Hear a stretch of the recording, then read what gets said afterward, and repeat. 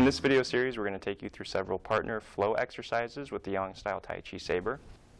I'd like to introduce you to my training partner for today. This is my dad. His name's Pete. He works with a company that does anti-aging products called Nerium. So if you want to check that out and see more of what he does, check out the link that's at the bottom of the screen.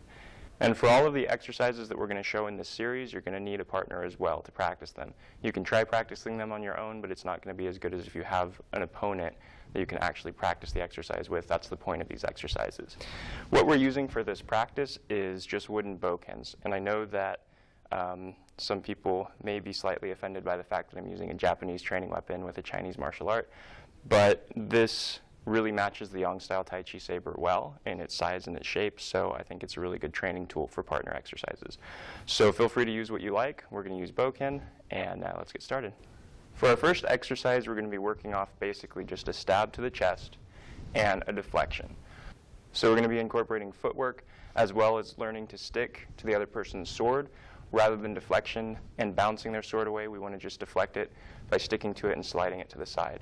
So what this looks like is if you're stabbing at me, I'm going to rock back and deflect using the dull side of the sword to gently push his sword to the side. Then I'm going to step forward and stab to his chest, and he's going to do the same thing. So we're mirroring each other. We're both doing the exact same thing. We're just doing it at different times.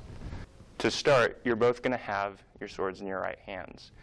You want to place the blades against each other, flat side against flat side, and they're against the outside of the blade. So the inside would be if I slide off and if he slides off, we're going to reach each other. The outside would be if I slide off and he slides off. If we just keep going straight, we're going to go to the outside of the person's body rather than to the inside. So you want it on the outside. What's going to happen is I'm going to step forward and stab toward his chest, and he's just going to deflect. Then he's going to step forward and stab toward my chest. I rock back and deflect. And that's really all that there is to it. Shift forward and stab, deflect, shift forward and deflect.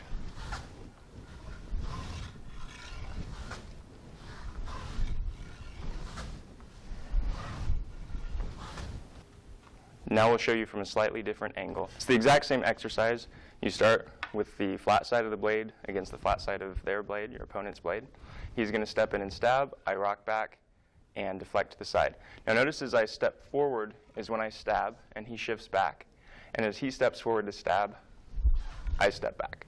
So we're moving forward and back as we do this to allow ourselves a little bit of room just in case we don't do that deflection quite as good as we had hoped. Now, the stepping forward and back is also important for matching my opponent's movement and the movement of his sword and the movement of my sword.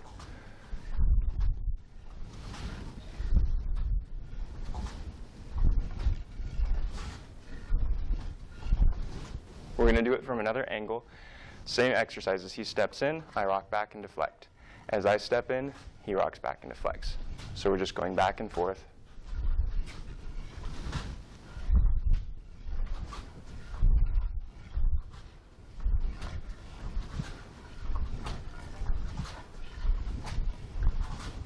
Now we're going to show you a variation on that same exercise. So what we've been doing is just moving forward and back.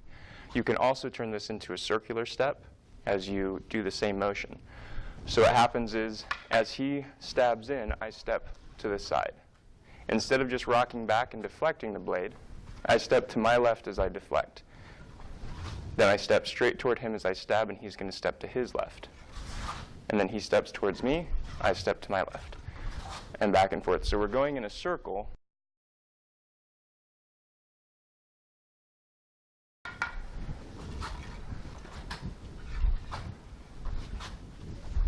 Now the idea behind this is if when he stabs in, if I miss that deflection or something goes wrong here with my sword, the idea is you shouldn't have that happen. But if for some reason I drop it too low or slide off the end, when he comes in for that stab, if I do this and the sword misses, there's a chance that he could still get me. If I do this, then the sword is over here and I'm over here. So the stepping to the side is a little bit safer and it's a better practice. But for starters, before you start going in a circle, it's not a bad idea to just get used to the flow back and forth.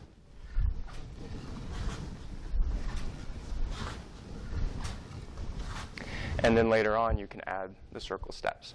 Something to remember as you go through this exercise is, especially at the beginning, you want to work with your partner, and you want to work on keeping it safe for both of you always. So when you're getting ready to start and you have your swords crossed, you want to say, okay, I'm going to start this time, or you're going to start this time, or you want to agree on who's going to start. You don't want to both step in and stab at the same time. You want to work on this drill.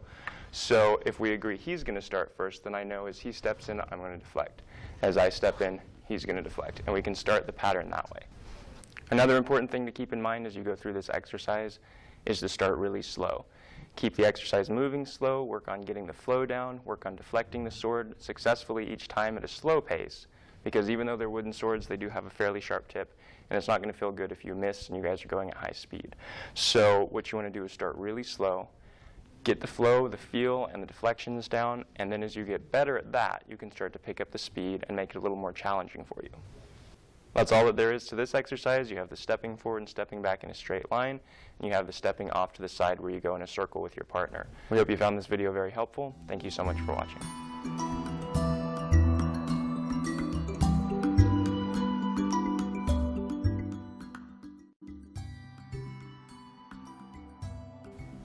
In this video, I want to talk to you about a product that I've been using for a lot of years now, something that I absolutely love. And if you're into taking supplements, you will probably absolutely love this too. It's called Daily Complete, and it's put out by a company called Pure Trim. This is what it looks like. And the reason I love this so much is because, one, it's a liquid, so I don't have to swallow pills when I take it. Two, it has over 200 nutrients in it. So instead of taking several different supplements, trying to get the same amount of nutrients that I can get out of this bottle, I take 1 ounce of this and I'm done. Now, this is one of the products that I used extensively while I was over in China training, and I think it was invaluable for me for keeping my energy up and making sure I was getting proper nutrition while I was doing strenuous training all day long. Now, the last thing that I really like about it, it's awesome, is it's just simple to take. So if you're like, all right, it's time to take my supplements with my lunch or whatever, you literally just open it up, get a little ounce glass out, pour yourself an ounce,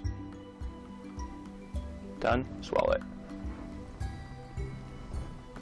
And that's it. You're done. You've taken your vitamins for the day. Another nice thing is it tastes pretty good. It basically just tastes like oranges and a hint of vitamin flavor to it, if you know what vitamins taste like. So anyway, I hope you try it out sometime if you're into taking supplements. If you're not, I still hope you try it out, and I hope you learn to love it as much as I do. Daily Complete.